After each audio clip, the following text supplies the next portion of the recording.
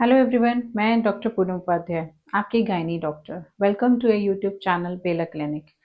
आज के इस वीडियो में हम बात करने वाले हैं थर्ड ट्राइमेस्टर यानी तीसरी तिमाही, यानी जो हमारा 7वां, 8वां और 9वां महीना होता है, उसमें क्या क्या बदलाव आते हैं हमारे शरीर में, क्या क्या चेंजेस देखने को मिलते हैं, प्लस हमारे क्या क्या चीज़ें हैं जो हमें नहीं करनी चाहिए, कौन कौन सी सावधानियाँ हमें लेनी है और कब हमें डॉक्टर को मिलने के लिए जाना चाहिए। इन सब चीज़ों के बारे में आज हम बात करेंगे इस वीडियो में। इस वीडियो को स्टार्ट करने से पहले मैं चाहती हूँ, अगर बेला क्लिनिक की तरफ से जो भी वीडियोज़ आ रही हैं तो इस चैनल को लाइक, शेयर, सब्सक्राइब करना। तो सबसे पहले हम बात करते हैं कि शरीर में एक महिला के क्या-क्या बदलाव आता है जब वो थर्ड ट्राइमेस्टर में होती है। तो तीसरे तिमाही में जो बदलाव देखने को मिलते हैं वो है, पहला, आपकी जो एब्डोमिनल ग्रोथ है वो काफ़ी हद तक बढ़ जाती है।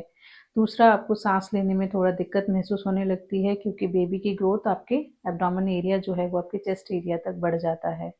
देन आपको फॉल्स कॉन्ट्रैक्शन कई बार आपको महसूस होने को मिलते हैं कि जैसे हल्का-हल्का आपका पेट जो है वो टाइट होता है, बीच में फिर लूज़ हो जाता है, जिसे हम ब्रैक्सटन हिक्स कॉन्ट्रैक्शन या फॉल्स कॉन्ट्रैक्शंस भी कहते हैं।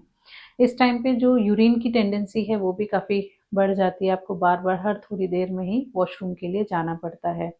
इसके अंदर बैक एक भी देखने को मिलता है कि काफ़ी बैक एक फीमेल जो है वो फ़ील कर रही होती है। दूसरा, आपके हाथों में, पैरों में थोड़ी स्वेलिंग आना भी शुरू हो जाती है। तो ये कुछ बदलाव हैं जो थर्ड ट्राइमेस्टर में देखने को मिलते हैं, जो कि नॉर्मल होते हैं। अब हम बात करेंगे आगे चल के कि क्या-क्या चीज़ें हैं खाने में जो हमें अवॉइड करनी चाहिए और किस तरीके का खाना हमें खाना चाहिए। खाने में अगर हम बात करें, सबसे पहले हमें क्या नहीं खाना है, तो वो है आपके ऑयली और स्पाइसी फूड बिल्कुल भी नहीं खाना है। ज़्यादा चाय या कॉफ़ी आपको अपनी डाइट में नहीं लेनी है। अनपेस्चराइज्ड मिल्क यानी जो दूध उबला हुआ नहीं है वो नहीं पीना है आपको। दूसरा, रॉ मीट आपको, अगर आप नॉन वेजिटेरियन हैं तो कच्चा मीट आपको नहीं खाना है। ये कुछ चीज़ें हैं जो आपको खाने में अवॉइड करनी है। और क्या खाना चाहिए, उसके लिए आपको एक proper high rich protein diet लेनी चाहिए। आयरन कैल्शियम वाली डाइट लेनी चाहिए जिसमें आपको ज़्यादा से ज़्यादा आयरन और कैल्शियम मिले, क्योंकि जो लास्ट ये 3 मंथ होता है इसमें जो भी आप खाएंगे वही। दूसरा, खाने में आपको ये भी ध्यान रखना है कि आपको ज़्यादा मीठा या बाहर का स्ट्रीट फूड अवॉइड करना है, क्योंकि अगर आप ज़्यादा मीठा खाते हैं तो कई बार प्रेगनेंसी में जेस्टेशनल डायबिटीज़ होने के चांसेस यानी शुगर होने के चांसेस बढ़ जाते हैं। अब बात करते हैं हम एक्सरसाइज के बारे में, क्योंकि बहुत सारी फीमेल्स का सवाल होता है कि आप थर्ड ट्राइमेस्टर में हम एक्सरसाइज कर सकते हैं या नहीं। तो जी हाँ, आप एक्सरसाइज कर सकते हैं। इसमें जो एक्सरसाइजेस बताई जाती हैं वो है जो आपकी पेल्विक फ्लोर एक्सरसाइज, जिसे हम कीगल एक्सरसाइज कहते हैं, वो आप कर सकते हैं। प्लस आप जो आपके प्रीनेटल योगा क्लासेस हैं वो आप ज्वाइन कर सकते हैं। स्ट्रेचिंग आप कर सकते हैं। जो एक्सरसाइज इसमें अवॉइड करनी होती है आपको थर्ड ट्राइमेस्टर पर, वो होती है हैवी वेट लिफ्टिंग, क्योंकि उस टाइम पर एक नॉर्मल सवाल जो हर फीमेल हमसे पूछती है ओपीडी में आके कि मैम मुझे सोना कैसे चाहिए, कि क्या कोई पर्टिकुलर पोजीशन है कि जिसमें मुझे सोना चाहिए। तो इसमें जनरली लेफ्ट लेटरल पोजीशन बोली जाती है, यानी जो आपका उल्टा हाथ का साइड होता है उस तरफ आपको करवट लेकर सोना चाहिए। उससे दो फायदे होते हैं, एक तो आप कंफर्टेबली सो पाते हैं, दूसरा बेबी को जो ब्लड सप्लाई है वो काफ़ी अच्छे से पहुंचती है, जिससे बेबी की ग्रोथ जो है वो काफ़ी अच्छे से हो पाती है। अब बात करते हैं लाइफस्टाइल में, यानी दिनचर्या जो डेली आप फॉलो करते हैं उसके अंदर आपको क्या क्या चीज़ें अवॉइड करनी चाहिए या किस तरीके से रहना चाहिए। तो उसमें एक तो आपको जो क्लॉथ्स हैं, जब भी आप कपड़े पहनते हैं तो कोशिश करिए कि लूज़ कम्फी क्लॉथ्स आप पहन पाएँ ताकि आप कंफर्टेबल रहें पूरा दिन। हाई हील्स आपको नहीं पहननी चाहिए। लॉन्ग डिस्टेंस ट्रैवलिंग आपको अवॉइड करनी चाहिए, क्योंकि इस टाइम पे लेबर पेन होने के चांसेस ज़्यादा बढ़ जाते हैं लॉन्ग डिस्टेंस ट्रैवलिंग के दौरान। दूसरा, इसके अंदर मोबाइल स्क्रीनिंग जो है वो आपको कम कर देना चाहिए मोबाइल। अब हम बात करते हैं मेडिकल टेस्ट, यानी कौन-कौन सी जाँचें हैं जो हमें थर्ड ट्राइमेस्टर में जनरली हमारे डॉक्टर एडवाइस करते हैं। तो इसके अंदर एक होता है ग्रोथ स्कैन, जिसे हम अल्ट्रासाउंड फीटल वेलबींग भी कहते हैं, जिसमें हमें पता चलता है कि बेबी की जो ग्रोथ है वो थर्ड ट्राइमेस्टर में कैसे हो रही है।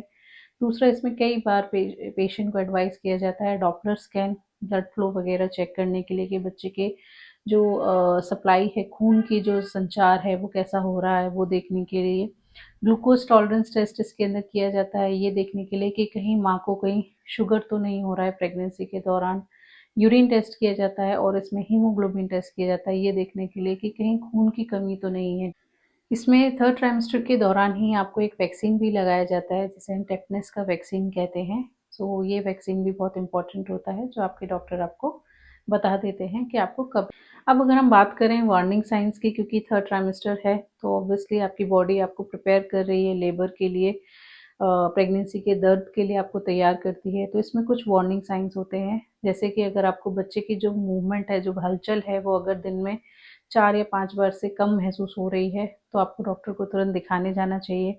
ब्लीडिंग, हल्के फुल्के दाग धब्बे अगर नज़र आ रहे हैं, आपको लग रहा है कि यूरिन की तरह मेरा पानी जो है वो जा रहा है, बहुत ज़्यादा एब्डोमिनल पेन हो रहा है, आँखों के आगे अंधेरा छा रहा है, या बीपी आपका बहुत हाई रह रहा है, हेडेक बहुत ज़्यादा है, तो ये कुछ ऐसी कंडीशंस हैं जिसमें कि आपको तुरंत अपने डॉक्टर के पास जाना चाहिए दिखाने के लिए, क्योंकि इनमें से कई बार लेबर साइंस भी इंडिकेट हो रहे होते हैं जो आपको। सो ये थी कुछ सावधानियाँ, कुछ बदलाव जो थर्ड ट्राइमेस्टर में हर महिला को देखने को मिलते हैं।